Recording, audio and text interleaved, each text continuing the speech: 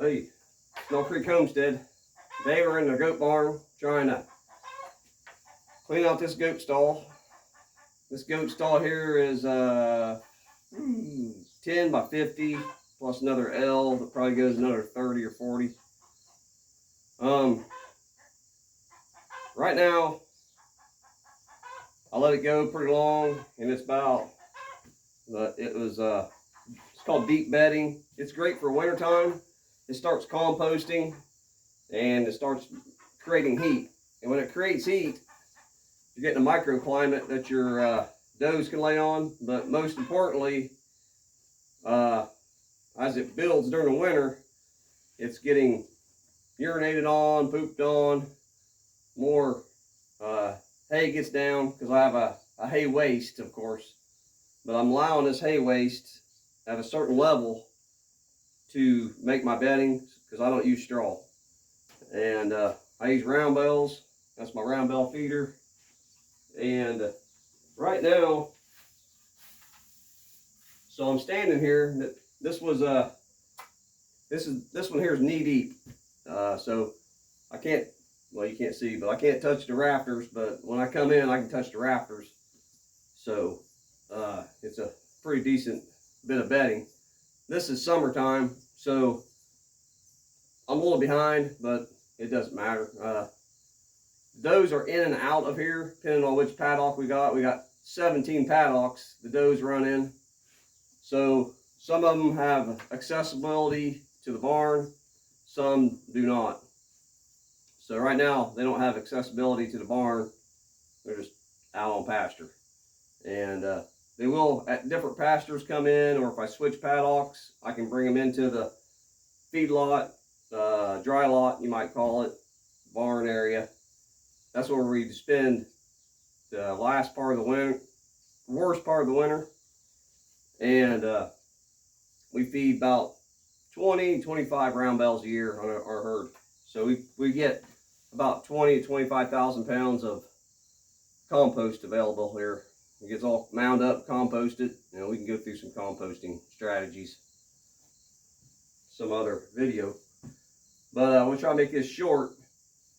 I'm just showing some of the joys of having livestock. I worked on this the other day. I probably came in 25 feet. I made it to the feeder. And of course, it's not 2 feet deep, knee deep, whatever you'll call it. It's not knee deep all the way out to the door. It always tapers down. I try to run my round bell like maybe where I'm standing, feeder, like where I'm standing, and then I keep moving it back, or I move it forward, depending on my mood, I guess, for the year. I don't have no either way. So it's spreading bedding, and I can accessibly get to my feeder. It is buried up to, this is pretty much the bottom. It's probably got 16-inch 2-foot legs on it. So I got to come in here and hand dig this out. I made it in with the tractor this far with my grapple. I got an old video on building a grapple, or I think I do, at least using it. And I'll show you a picture of it in a second. It used to be a family affair coming here, and because goats, I don't know why I'm holding that pitchfork. Goats are different than cattle. Cattle come in and be all kind of poopy, and you know, they trample it in, of course. But goats have more finer, dustier poop as it breaks down, and the urine and in the hay.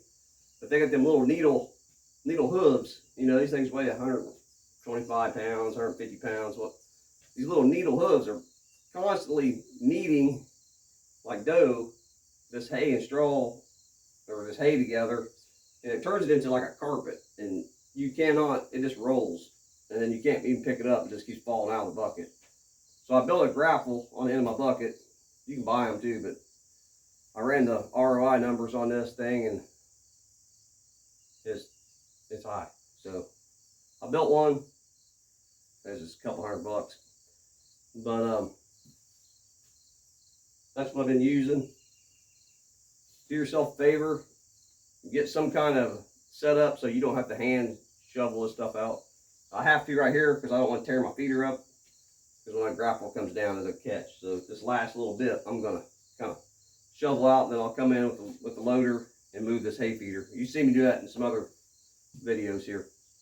So I will turn it around here and show you my grapple. I went ahead and just had a scoop, and I thought I'll take a break here. So try to get out of so the light ain't so bad. So that's my grapple.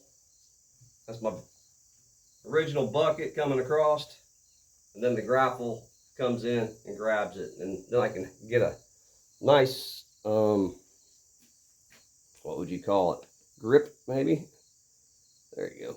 Trying to get that light in very good, but so you can see it comes down and grabs it. This really takes out of the problems of all the manpower it took before. Now I can just do this by myself, and the family really likes that I can do it better by myself. And my boys are grown men, fully functional men, not any sissy boys, so they have their own freaking projects to get done. I don't need to be asking them to do stuff for me all the time. So this is what we got. This works pretty good, fairly well. You know, like this cylinder, cheap cylinder, Rural King cylinder, China Rural King hoses, works fine. You know, put a splitter on it. I split my hydraulics and just welded up a cage for it. A little engineering work, but you can tell when you hinge something how it works. I just want to give a quick shout out here on this tools of the homestead and what you might be getting into before you think about getting livestock. This is not for easy people. You can raise them out on pasture a lot, but I don't leave them on pasture all year because it will tear up a pasture. And I got 17 paddocks. I do not worm my goats. I don't have to, I ain't any hoof problems because I have so many paddocks. They do come in the winter, like I said, but go through some of my videos. We can talk about, you know, how many pounds of hay a doe and 2 kids would go through during a year. As I'm at zone 6, Indiana, so there's a stretch, about a 3-month stretch there that we're in here, and then we're in here on and off. We're in here on and off during the summer too. So hey, keep growing that food.